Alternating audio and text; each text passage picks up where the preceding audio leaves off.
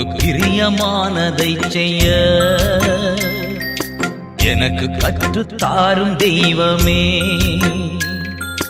நீரே என் தேவன்,